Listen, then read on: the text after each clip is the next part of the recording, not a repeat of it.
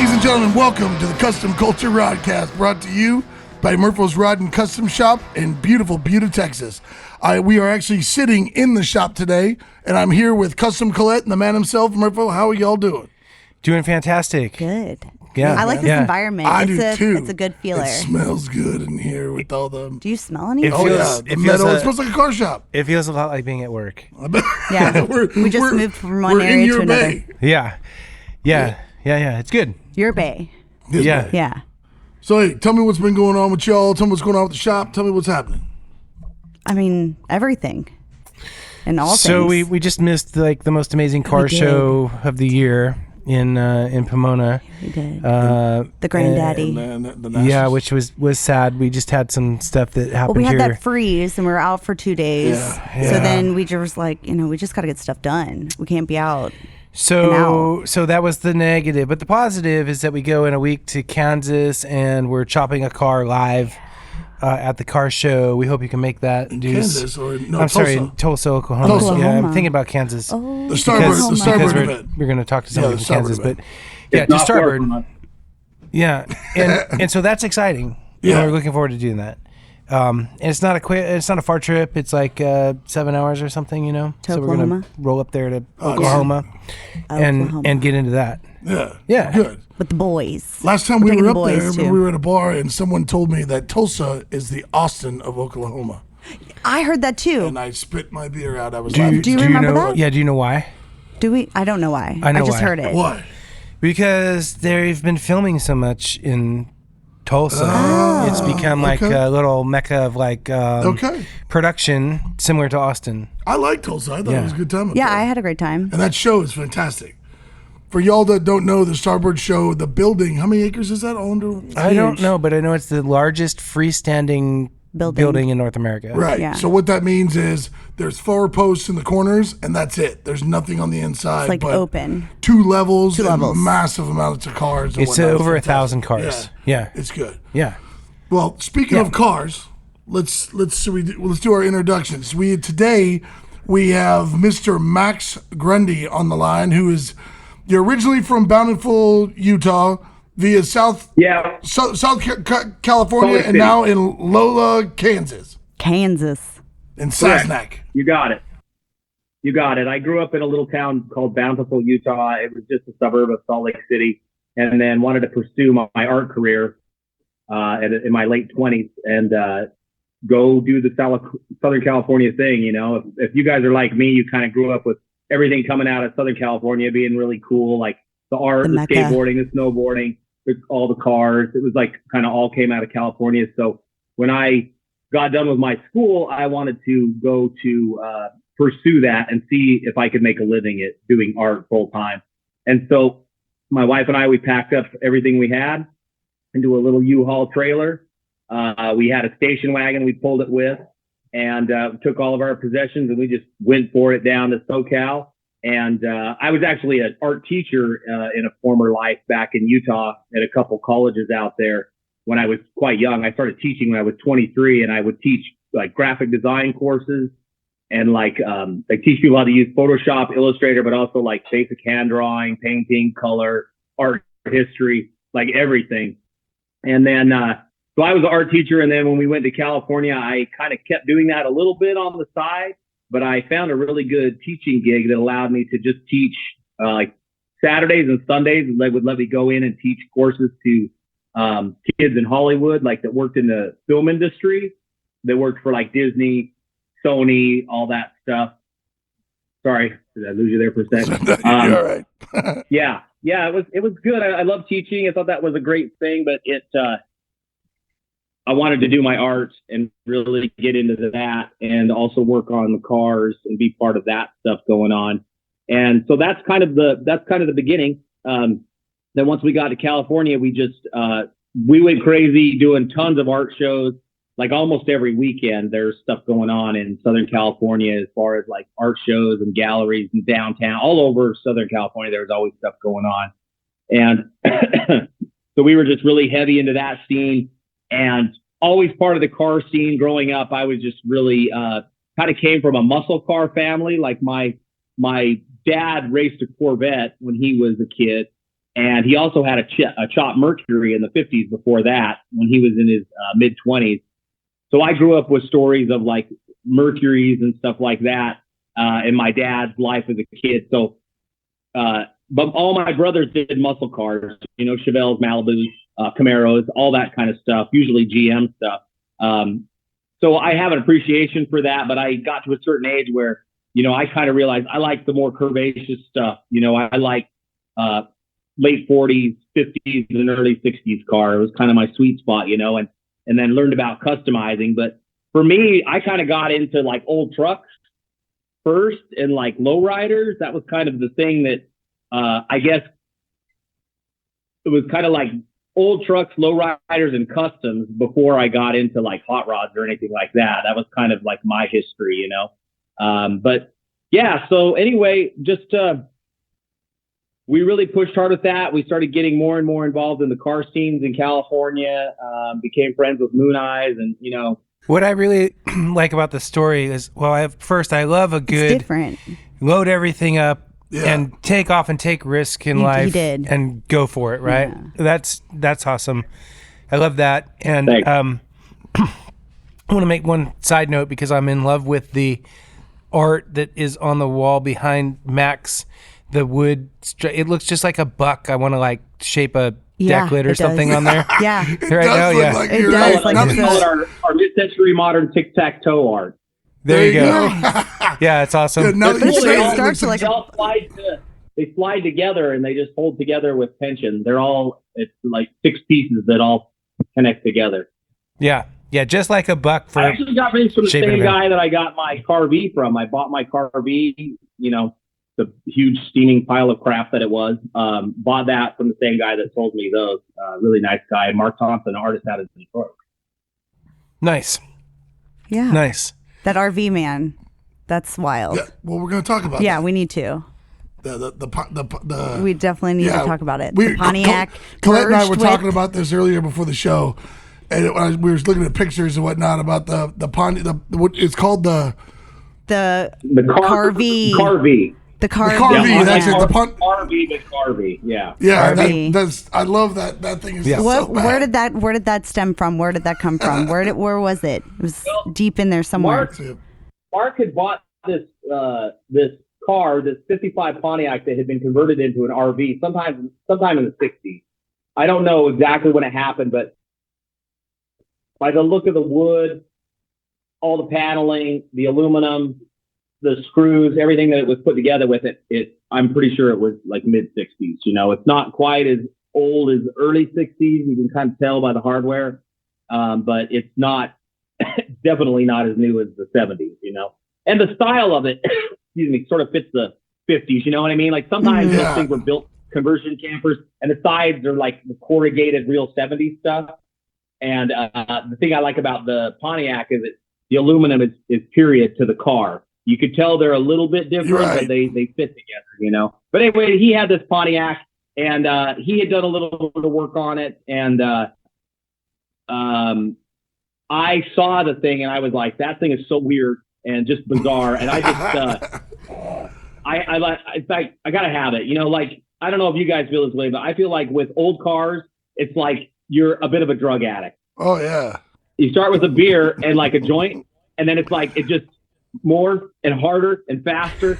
You know what I mean? That's how old cars are. So it's like, for me, like weird shit is like the heroin of old cars. You know what I mean? Like the Car V is like the heroin of it. Like spin cars are like the heroin of the old car world. It's like, they're just so intense. It's like the strongest drug you can get, So the longer I'm into this, the more I'm into just the kind of different stuff, like I like stuff like the Car V and cab overs and these big fin Mopars and stuff like that. So, so he had this crazy camper and I was like, man, I got to have that car. It's just such a strange thing. And I told him, I'm like, I know you don't want to sell it, but when you're ready to sell it, just let me know. Because I'm interested. Call me first. Let me at least have a first shot at it. But how many times have you talked to him and were like, hey, don't forget about me? How many times have you done that? Well, just don't forget. I'm here. Yeah, that's a good point. That's a good point for sure. I would see Mark on a pretty regular basis because we would do the Detroit Autorama every year. So I would see Mark fairly regularly, and we stayed in touch, and then it was the logistics of going up and getting it. But anyway, he called me eventually, and he was like, I want to do some remodeling in my house. I got to redo the kitchen. The wife wants a new kitchen.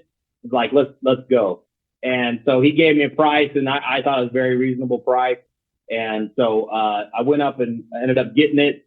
And then we drove from SoCal, because we were still in SoCal at the time. And we drove SoCal all the way to Detroit.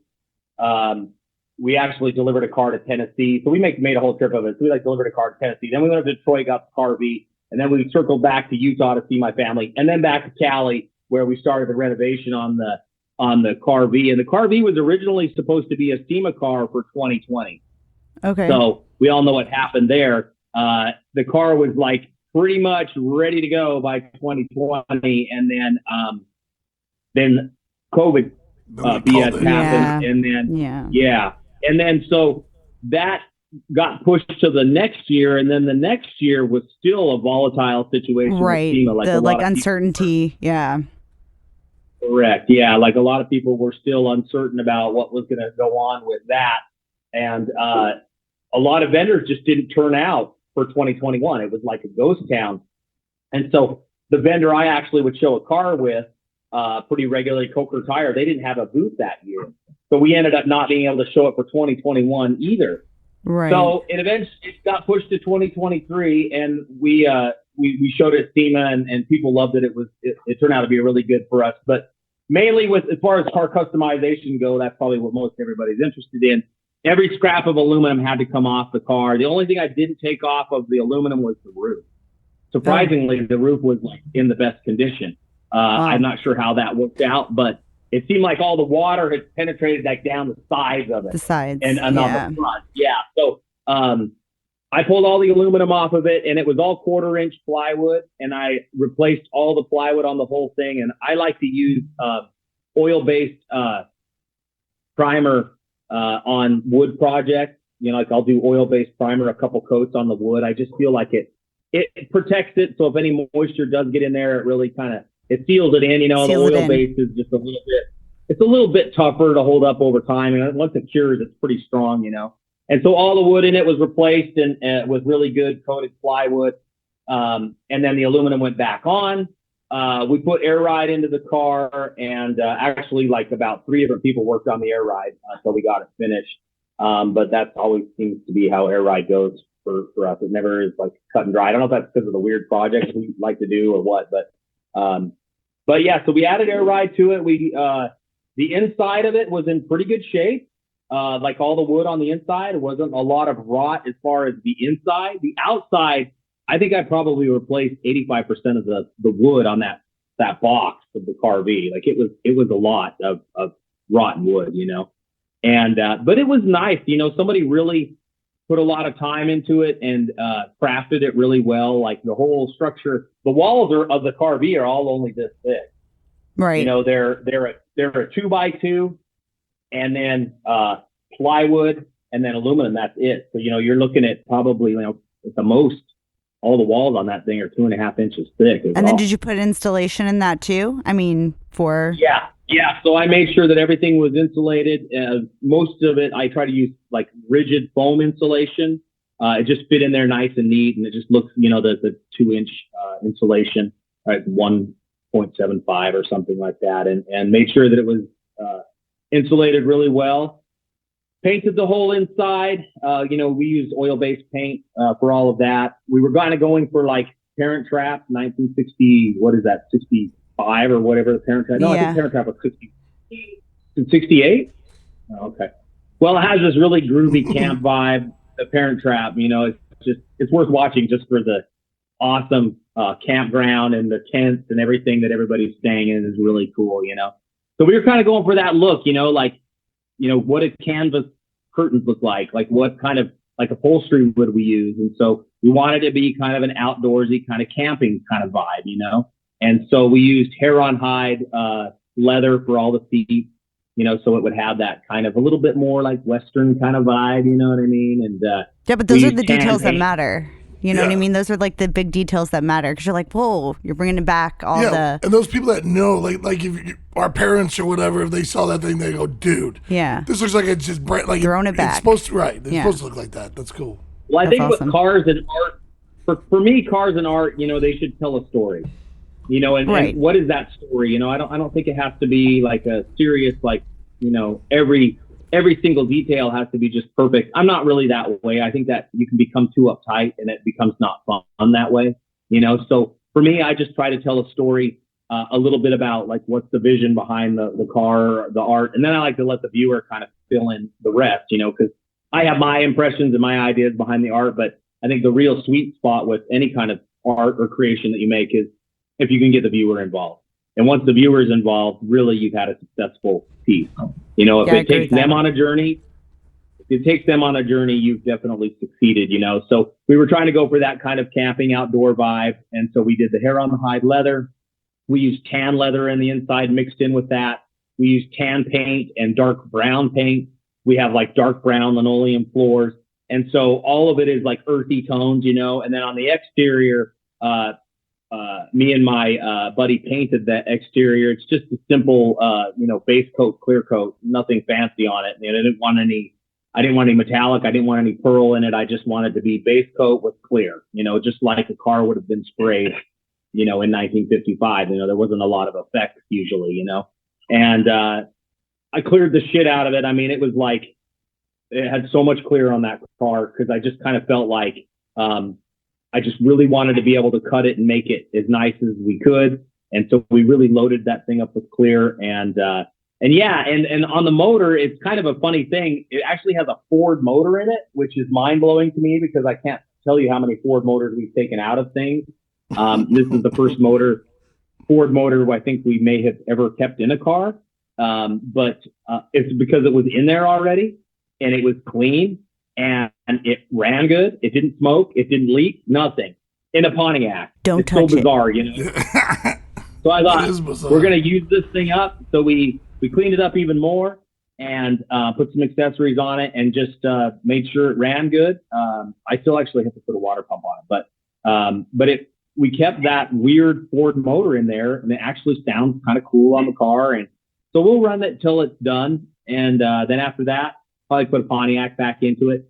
I think the car actually, somebody just snatched the motor out of it at some point because it would have had, a pretty decent sized V8 being a Pontiac in 1955. It would have had probably a desirable motor. And the car actually started out, strangely enough, as a station wagon. So we know because we have the original bill of sale for the window, that was in the window.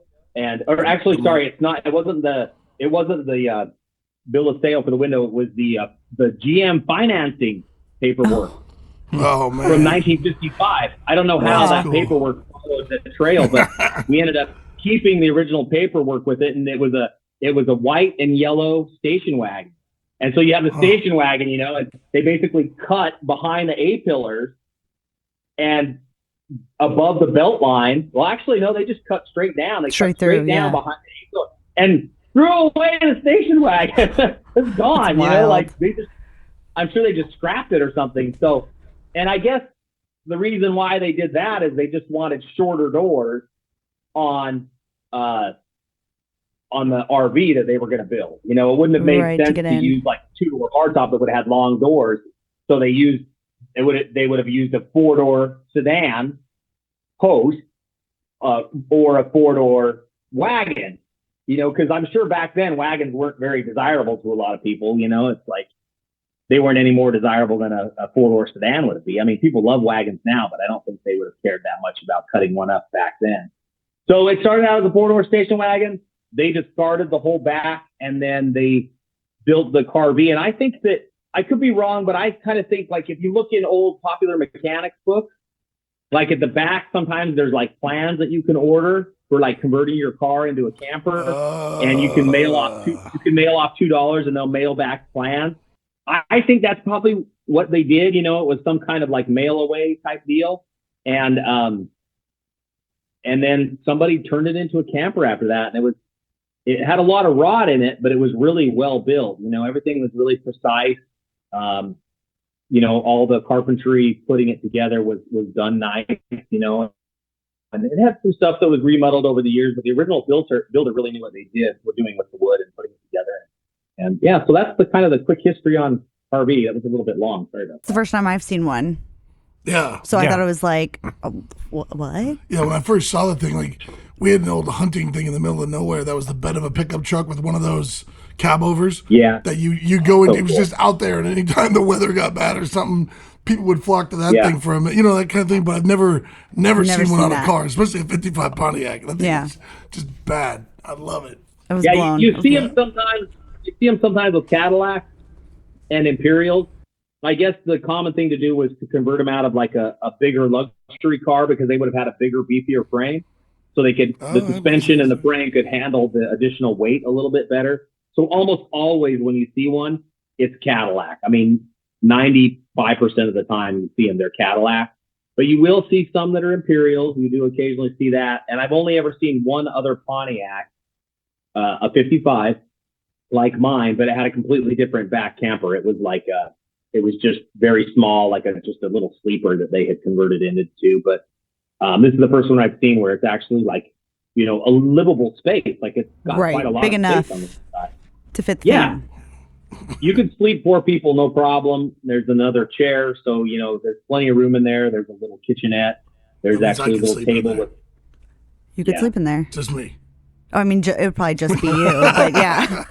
I mean, you're so big, so probably. And your dog. You gotta have a dog with you. Gotta have a dog. You're right. Yeah, if you go camping, you have to have a dog.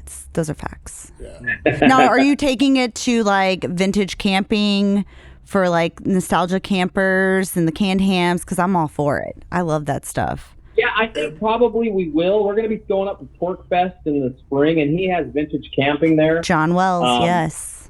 Good show. John Wells. I don't know if we'll end up camping in it because I think where he wants to put it. It's probably in the building. It's probably I don't think it fits in the building.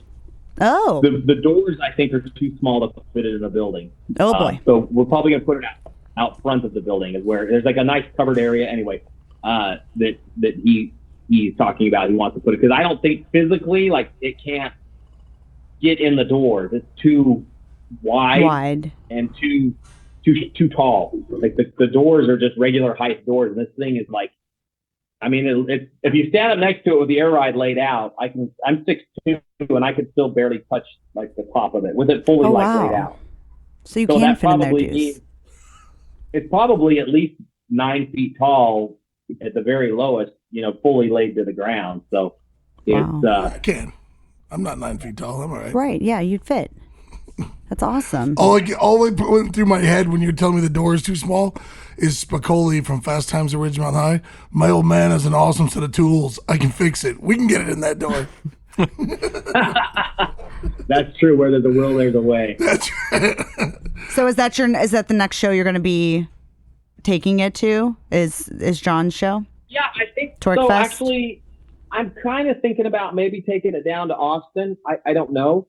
I'm doing the artwork for Lone Star Roundup this year, and so I thought this maybe is a year to take the car down there. Yeah, I didn't get to see you because he's behind us in the back of the building. I think that's a great idea because we're all I'd here. love to see it. I really would. I really do hope you bring it. That'd be so cool. Well, I would love to, and it actually isn't too bad to tow on a trailer. You know what I mean? I mean, I don't think I would drive it that far yet. It's like one of those things where you got to do a local show if you're going to do a car and sell your artwork. Like if you're there to work, right? It's really tough to like drive a car and also bring all your crap, because you're trying to be a serious grown-up adult and make money while you're there and, actually run your business instead of just riding the lightning and being like, I'm fucking driving this thing. Let's just go for it. And if it breaks down, we'll just fix it along the way. It's harder to take those risks when you're there for business, So anyway, it tows pretty good, even though it's a gigantic aluminum brick. It's a big square. It's the most unaerodynamic thing you've ever seen. But we'll tow it down probably, and then I'll set up and sell my artwork and just have it parked out on the grass somewhere. It's probably what we're going to do. That'd be so nice. Cool. I dig that a lot. Yeah. That would definitely help make that show. It's a great show anyway, but that would be awesome to see that thing down there. Absolutely. No. Thanks. Maybe he can bring it to the shop for the after party. Oh no, he's got to tow it. Oh, he does. Yeah, He's got to it get would all be the really stuff cool. because he also sells his artwork. That's all right. Yeah. We'll put the trailer right there. Yeah, We it's fit it the in. after We'll party, fit it in here. The after party is Saturday night. When is the after party? Sunday night. Well, so there's several after parties. There's a lot of them. Yeah, there's Murpho's does the our open house every Saturday night at the end, the close of the roundup.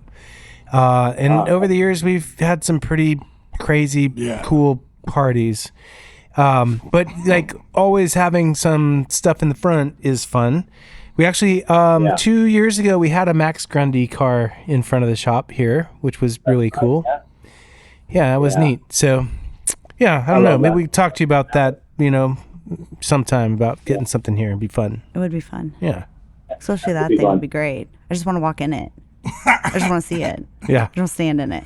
You want June Cleaver put on the high heels and whatnot? And just Sure, why not? I just like want. I really love like the vintage camping. I love like the canned hams and all that. Like when they do the nostalgic of it, it's really great. It's like walking into time. You're like, I think you fit. I think you fit the theme, Kollette, because it's definitely not a period.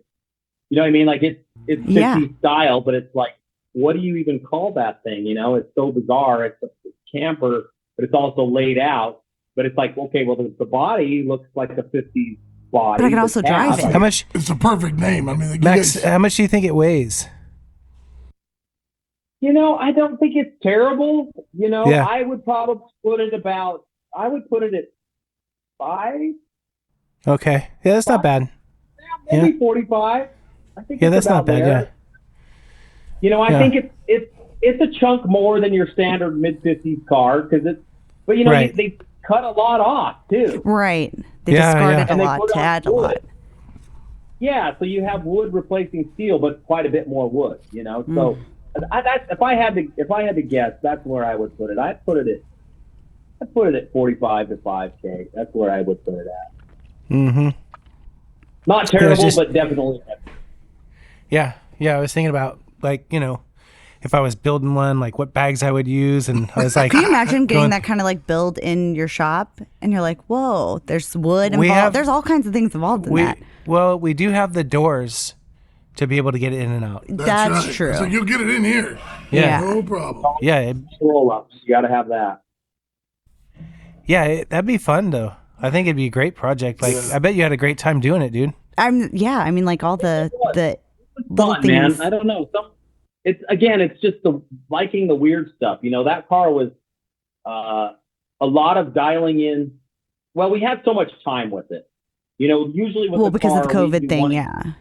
Yeah, we do one a year. So this one kind of got stretched over 3 years, which we needed it because there was a lot. It was a shit box, is what it was. It was a real shit box. I mean, the metal. I don't know if you guys have worked on Detroit cars before, but I love Detroit. I love the people, but the climate is ruthless on cars.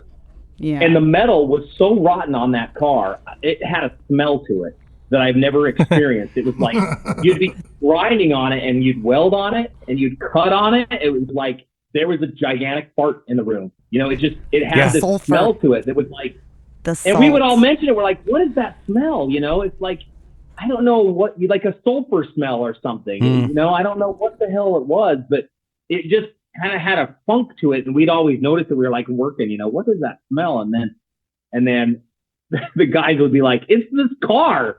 This car is so permeated with funk that I've never seen that before. Like doing salt on the ground, and they started putting this chemical on the ground. It's like the chemical they put in the ground for the snow. Yeah, it's like this weird thing. I mean, Chicago had it too. So it would be like, what are those slicks in and that's probably the smell you're smelling, because it like sticks to everything, and then it seeps in, and then it's there. That's got to be it. It just rots everything away.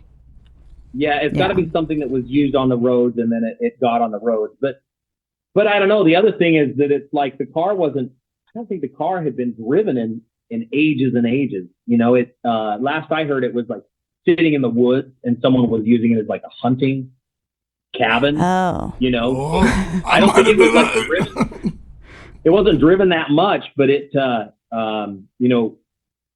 it had to have been driven at some time, and who knows right. what the chemicals were stuck on. I don't know, man, but something was going on with it. That thing had a funk to it, and it was all up in the hood. Most of the hood probably should have just got another hood. But I always try, if I can, to keep. Yeah, it's a weird thing for me. I don't really like to swap body parts unless I absolutely have to. It just, nothing ever seems to fit right. If I have a Mercury and I put another Mercury hood on, that fucking thing never fits right.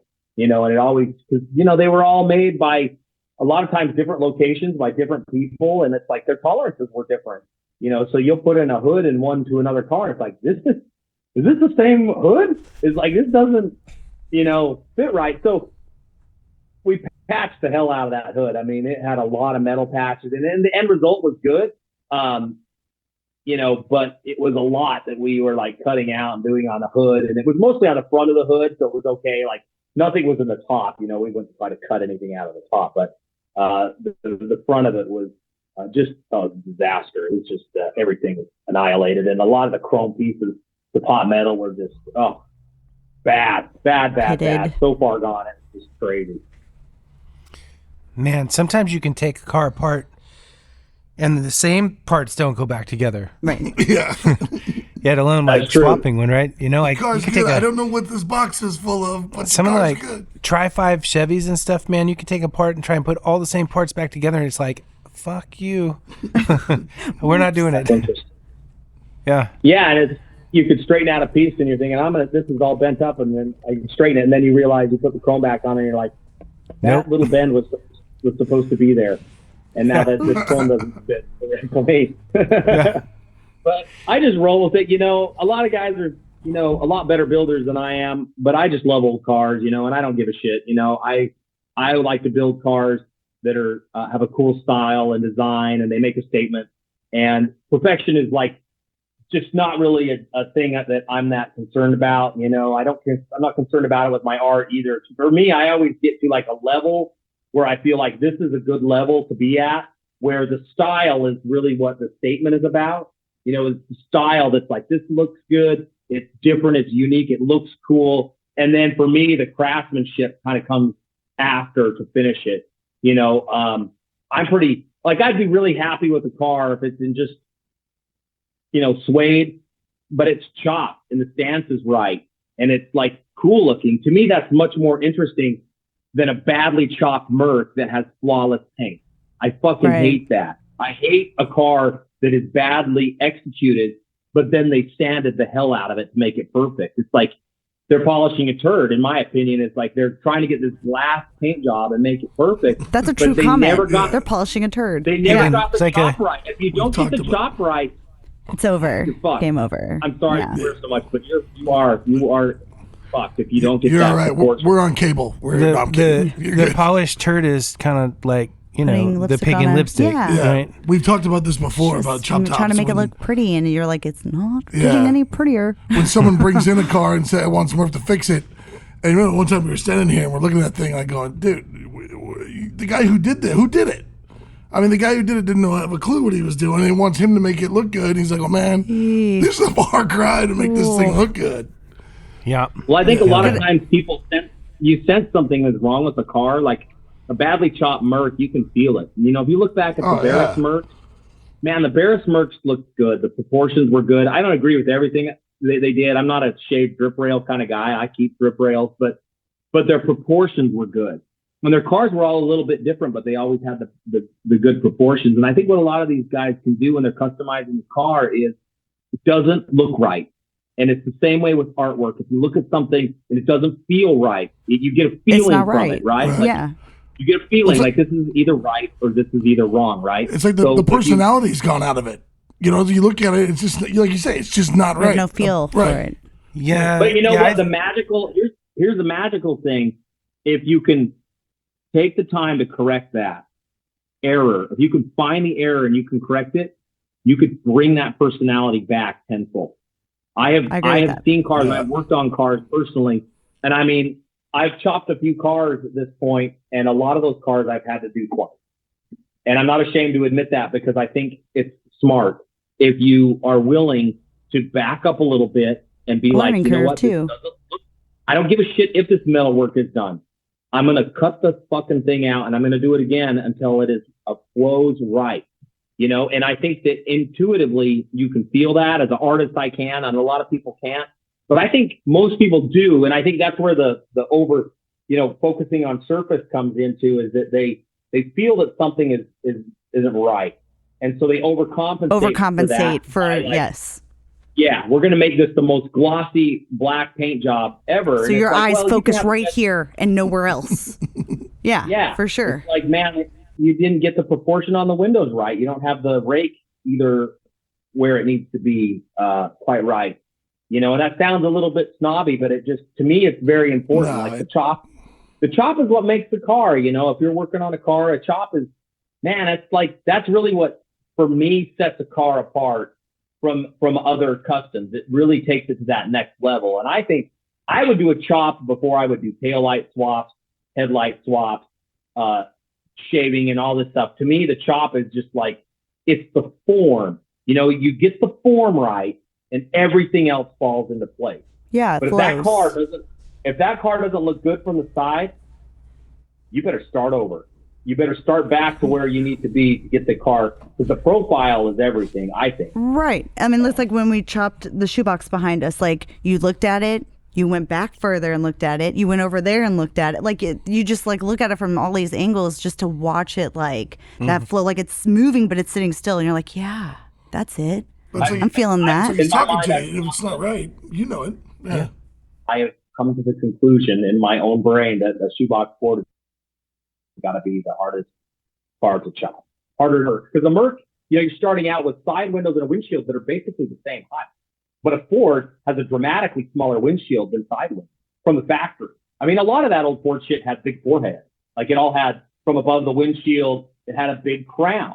And usually the windshield was smaller than the side window. The side windows were almost always bigger on that. And Ford was unique to that. I don't know, if they were trying to accommodate men with hats a little bit more, but they always had a bigger crown, and they almost always had a rake, like a factory rake on the roof.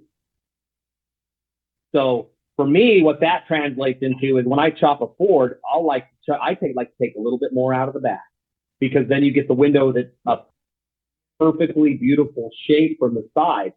Whereas if you just take 3 inches and go straight down, you still got a rake. And I think that's a lot of times what people don't realize. I think it's like a dick measuring contest for them a lot of the time, is they are so consumed with the amount of inches and shit like that. And it's like, it's not about that. You can have a beautiful car chopped 2 inches. It's about the proportions. It's about the flow. They got to realize that they are re-sculpting a car. When you cut a top, right, you are re-sculpting that car. All of the previous designs that were with that car don't count. They don't count anymore.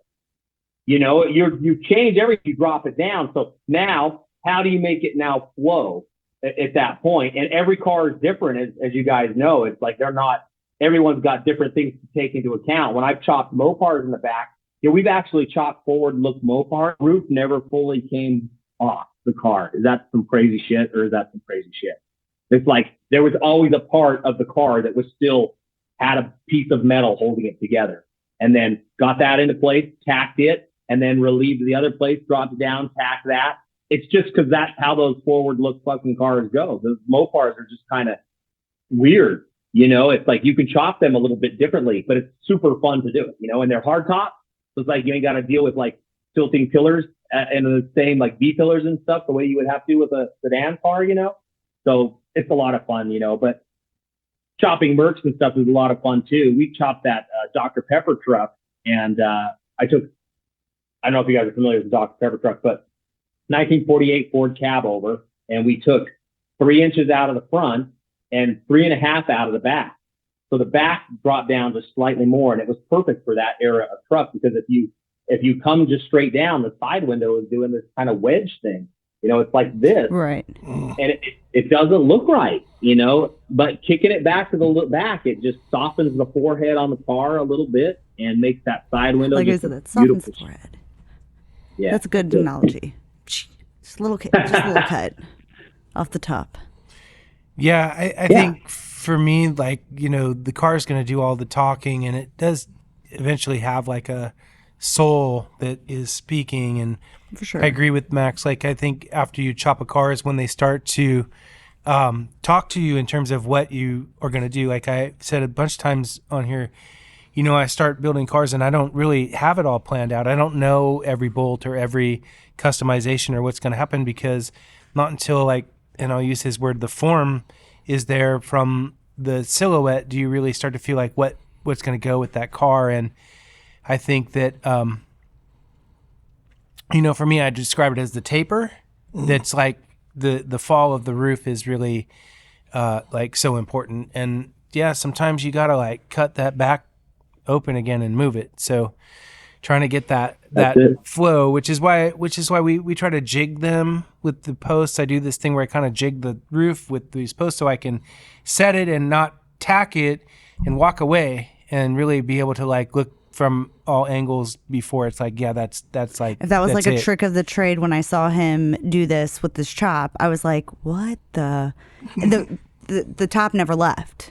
Right, so he has this jig, and he can see that way. He can just go. He doesn't need any assistance, yeah. Right? But he doesn't need anybody like to help him move it or anything. He just kind of lets it sit there. That's when she starts talking to you. Wild. But the other thing about that is that, taking a step further, I don't need help, and I'm not burdened with others' opinions. Well, yeah, which is kind of thing. Like, you want to have your mind's eye in, it's like kind of your canvas. You want to, to sculpt it or do it, and that's like really important, because I think that is kind of the issue with a lot of cars, is that they just don't have the look. And I think what Max is saying also is really important, because some of these cars with the different heights in the windows, like, and say like 46, 47, 48 Ford or Mercury, the rear quarter window is so much lower than the door top, and until you really have the fall correctly, it's just they're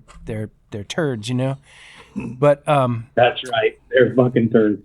Yeah, so you gotta work harder to nail that. But yeah, it's crazy how things go. Like, you can look at a car and it's kind of like you don't see what's there, and then it becomes something. Like, he was talking about Mopars. I was thinking about like a Chrysler Windsor, for example, is a car that looks a lot like a very turreted, straight up and down turreted, like a British Taxi kind of on steroids. It's just like a huge, like, are you talking like a 53 or something, like early 50s? Yeah, like a 50 to 53 or 4 Windsor. It's not the best canvas. It doesn't look like something that lends itself to being like a cool custom, but man, once you chop the roof down pretty good and taper it and then lay the window, and all of a sudden it got out of nowhere, it's like gangster. It's like these things just kind of... Exactly right. It's almost like the artist drew something that was really beautiful, and then a bunch of party poopers came in and were like, you have to raise the back of this 8 inches so people can sit in the back and wear a hat, And right. Yeah. No one's going to want to try to... You can't have this car so low. No one will be able to get in and out of it comfortably. So it's like... it always feels like they dumb the car down because if you look at old advertisements, right? I mean, it's like the cars are always lower and they're always wider in the advertisements. And that's what kills me, because you always get these guys that will say, oh, you ruined that car. You get that a lot with people. If you customize anything, there's always one guy. I swear the algorithm picks these guys up and puts them into your comment section every time. Yeah, and you ruined what it. What they don't realize is that these cars were designed at the beginning customized. Like, they were designed low, long, and wide, period. That's the end of it. That's what artists designed when they made the car. It looks better wider. It looks better lower. It looks better longer. And they knew those proportions. But then the number guys fuck it up. They come in and they want to change all this stuff because they're just a bunch of dweebs. And then the end result isn't as good as what the artist planned. But, you look at way these artists do this stuff, and there's nobody better at designing than the way those artists originally did the cars. Not everything was amazing, but a lot of it really was. Yeah. You remember Keith Dean was talking about that with his dad when Dick Dean bought a brand new car. He was driving home with his wife and drops her out. What are you doing? He goes, I'm taking down to the shop. She goes, there's not 13 miles on this car. He goes, it will look better. She goes, it's perfect. It will look better. And then 2 weeks later, he drives it home from the shop, and she walks outside, looks at it, and she goes, "Man, that looks so much better." And it was a brand new car. But what you're saying is true, is that you knew what the guys wanted to do, but the bean counter said, "Nope, can't do it that way. You got to make it look like this." Well, We'll do it. We'll figure it out. We'll make it nice. Another thing, to Murpho's point, is that we I think is a really interesting point that I have never heard anybody else say. What I'm a firm believer in is the soul to a car. And I think if there's anything that I've learned while building cars and doing art, my favorite thing of all the things that I've learned is one big picture. And it's that at some point in the build or the artwork, it gets a soul. And for every car build, here's the really exciting part. For every car build, it's different. Some cars, it's when you put the glass in. You put the glass in and suddenly it's like soul, it has eyes. And some cars, it's when you lay that color onto it that nobody else has done. And you just know in your brain that color is for that car. And you can't convince anybody of this fucking thing, right? They're going to say pea green or whatever they're going to say. They're going to think that's a terrible color, right? But in your mind, you know it's right, And then when you lay it on that car, you're like, that's that car. That car, feel. It's that the feel color, too. Yeah. Inside your body. It's got a soul. It's that car. You know what I mean? It's what that car is always meant to be. And it now is a living thing. And some cars, it's when you have the air ride on it, and it drops down. And some cars, it's when you put the wheels on. Some cars, it's when you get the upholstery laid out on the inside. You're like, wow, that's this car. Like my vision that I had to put in this car is now, it's alchemy. It's like you're raising something from the dead, It's like it's not just restoration, For some people it is. But you're not just fixing something up and making it shiny. It's like you're giving it a soul again. And that's when your feel comes in and you're feeling good. You're like, yes, nailed it. Like, this is it. For me, too, it's also like a part of the execution. We were talking a minute or two ago about, like you're going to shine up, polish the turd, right? So like, for me, like you could be at a car show or whatever, and let's say you're in a hall of Mercuries or something, and there's nothing but like these chopped Mercs there, and there's one there, and it's got the shiniest, like nicest, like paint job, whatever, and it's the one that like people are kind of gravitating to, and then I can just like feel something from the other car and be like, well, that car's better. You're like, well, how do you know? It's like, because it's talking to me, I can tell you that's a better car. And I think it's somehow the culmination of very small details through and through that really come together and give it that vibe or that soul or that feeling that makes the car better. I'll be like, that car's better than that car. You'd be like, well, I can't really tell a difference. Like, but you can tell it, you can feel it. And I think a lot about how people will say on certain details, and not really like striving for perfection, but more in terms of just like the heart that went into it. And it's like, well, why are you wasting so much time like on those wheel wells? Because nobody's ever going to see that. But it's like, well, that's not the point. It doesn't matter if people are going to see it. It's a part of the of the car, what makes the car. And like, you don't see that stuff, and it maybe isn't something that other people see right away or whatever, but it makes a difference. It all adds up to make the car. And man. And as the builder, make you feel good. Well, and the thing is that somebody else will look at it and go, there's something about this. And then all of a sudden they get to the wells, go, man, that I knew there was something that just caught my eye. And it happened to be that little thing that no one else noticed, but you know it. And you know it. And you know that. That's the intuition I was talking about. Is like a lot of times you feel something when you look at it, and you don't even have to be an artistic person, but you could put these two cars that are comparable to each other, and when one has more of the soul or more of the correct portions or more of that thing that makes it, you'll have more people gravitate towards that car, and they won't even often know why. And I think a lot of times, there has to be a willingness to divert your path. I've known a lot of guys, and that's where you get the difference between craftsmen and artists. I've known a lot of craftsmen who are excellent craftsmen, and it's like whatever their discipline is, whatever they work on, the metalwork, whatever it is, they can get it perfect and they can make it amazing. But it almost can be too perfect that it lacks soul. You know, I've seen a lot of stuff built and it's just cold. You know, it's not inviting. It lacks the personality. You know, and I think that personality can often come time from a willingness to divert your path. You know, I think sometimes craftsmen are just very A, B, C people. You know, they're like, I'm going to do this and then I'm going to do this and it's all going to be a straight line and damn it to hell, it's going to go exactly as I planned. But life doesn't care about your plan at all.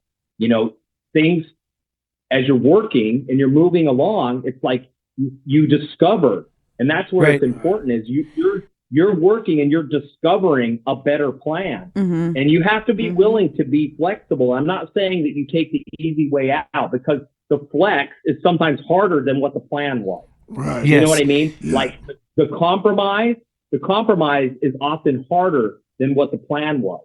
But I think it takes a true artist, and that can be anybody. It can be anybody. It doesn't have to be painting. It can be with cars. It can be with music, whatever. But to me, the real artistry comes, and sort of the magic and the spirit is your willingness to change as things move along. And you should. You know, why do we think after we work on something for 200 hours that all the circumstances are going to remain the same after you put all this time into something? Everything's changed. You know, things don't bend exactly like you thought.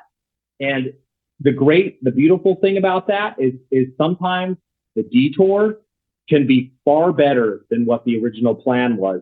You know, it's just being flexible and being open to what that is, you know? I think that, when I think of cars as being like an artistic medium, but I feel like art and cars, like, they're really not, the best ones really aren't perfect. And like building or being an artist, I think art is not rigid. And I agree. And I think the way that I build, or how builds go, like I was saying before, you know, I'm not one to think about every bolt that's going to be in the car or every component or everything. I feel like it's a work in progress, you know. It's a process. And a process. And I think that it's not, or very important to me not to get hung up on what are we exactly going to do. Like, we have to have this plan, you know. And I think that's also, as a builder, I think it's also a very difficult thing to explain to customers. For sure. Because, you know, in our world, often people just want the bottom line. What's it going to cost? And I'm like, well, what is it? Like, I can't tell you, if I can't tell you exactly what it is, and I don't want to know exactly what it is, to be honest, I can't tell you exactly what it's going to cost. And to put that pressure, that constraint onto building is really difficult. And, I'm sure it is with other types of art forms, but to me, it's like you got to take the pressure off, and you can't be rigid in the ABC connect the dots bullshit. You got to be ready to just go with what is being spoken to you from the build, right? And you can't be rigid. That's and right. That's how you end up with the best solution. You know, if you want the best end result, that's how you get there. But you know, it is hard, like, to explain to people, like you say, and it can sound like an artist cop out, you know, like this kind of, you know, temperamental artist thing. And it's like, well, for me, the goal is always the end product should be as good as it can possibly be. And I'm not talking about perfect paint. I don't give a shit about perfect paint. You know, I'm talking about, does that car have a soul? Is that a car? For me, is that going to speak to somebody? Is it going to speak to somebody? I'm not restoring cars. I'm not building hot rods or custom. I am making icons. That's my goal. Do I accomplish that? I don't know. But for me, I want to do that. If I'm not pursuing to create an icon, then none of it matters. You could call it whatever else you want. But I'm not just trying to refinish something. You know, I'm not just a turd polisher. You know, I want to create something that's iconic, that people remember. You know, like the cars that I love. You know, it's like the American Graffiti Mercury. that ugly thing is like followed me my whole life, you know, and it's so cool because it is so perfect. It's got a rattly flathead in it. It's chopped kind of badly, but it's like, it sits like 2 feet off the ground, you know, and it's like, but it's so cool. Is there a clone going to be in the future for you, Max? I mean, are we going somewhere with this? But you're saying this? I have a 51 Merc in my backyard. I know you do. I know you do. Yeah, and I've got plans for it. Definitely like an earthy color. I don't want it to be too close to the American Graffiti Merc, but we don't have enough tall Mercuries in the world. Like they're all slams, you know. Like I think we need one that you could drive on a dirt road 70 miles an hour if you wanted to. And I'm just talking like big black wall tires. They're like not lowered at all, but chopped as a MFer. You know what I mean? Really chopped, but high off the ground, you know. All right, so I think is that going to be your next build? Is this where we're going? No, the next build is a cab over for SEMA. We've got a chopped 52 Chevy cab over that we're turning into kind of this Art Deco style. You know, Art Deco's a bit older than this time, but we're actually putting aluminum wings on this car. Like it's gonna have fabricated wings on it. And those of you who might follow me on Instagram, I've done a rendering and Photoshop on it. But it's, you know, man, I don't want to sound too hippie to you or whatever, but it's like you got to be open to those things that inspire you. Yeah. And sometimes it's crazy shit, you know, and it's just, I love this weird idea. It's like, I got to do it, you know, and you got to see it through, you know. And so we got a cab over. It's already chopped, strangely enough. I've chopped a bunch of these cab overs. This is the first one I've ever bought that was already chopped. And the guy's already put it on an RV chassis. It's already got a big block motor mid-engine in it. So it's like a lot of the work is done, but we're gonna refine it for SEMA and stylize it. So that's the next project for SEMA is a kind of a cool. It has a kind of superhero vibe to it. SEMA 2024? 25. 25. SEMA 2024. 24. When is SEMA? It's 24. It is 24, yeah. Okay. 24. October. October, that's it. Yeah.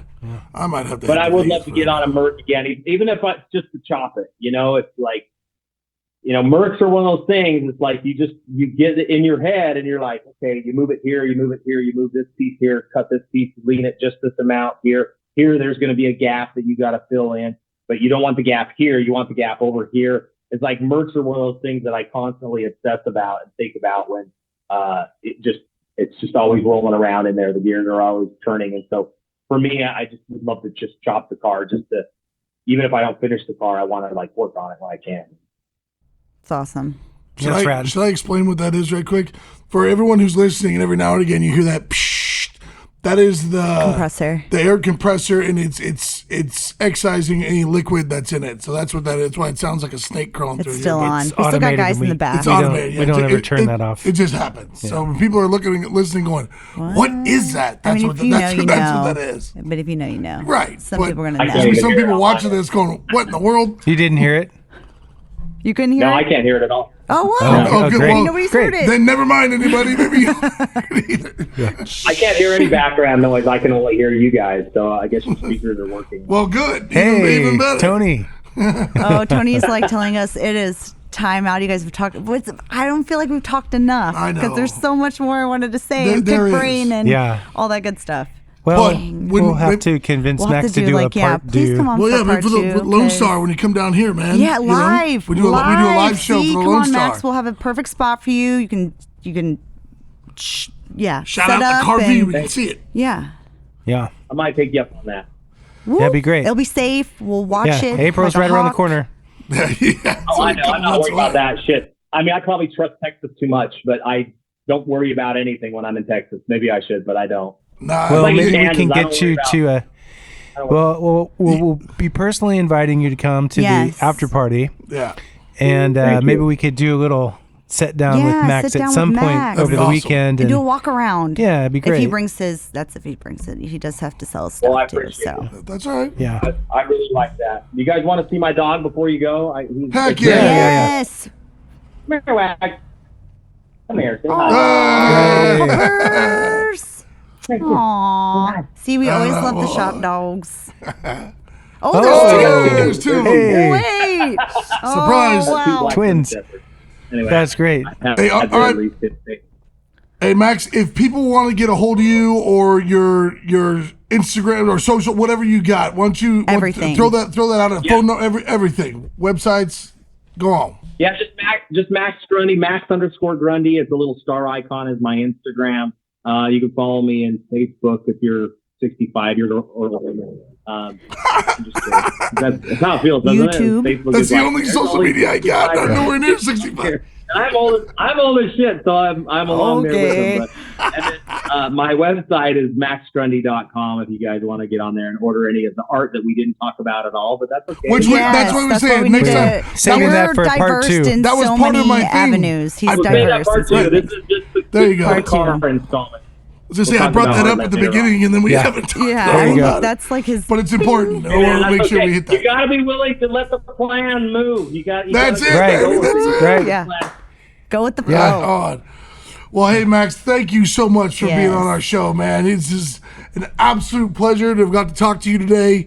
And I really, really hope that we get to see you during the Lone Star Rally, brother. That would be badass. Lone Star Roundup. Max or Roundup, Grundy. not Rally. Roundup. Lone Star Rally. That's it. We'll see you guys at the Roundup. Thank you so much for your time. I really appreciate you guys, and I really appreciate your audience. And seriously, thank you so much for including me, guys. Rock on. Thank you, brother. Thank you, brother. Appreciate you. See you in Texas.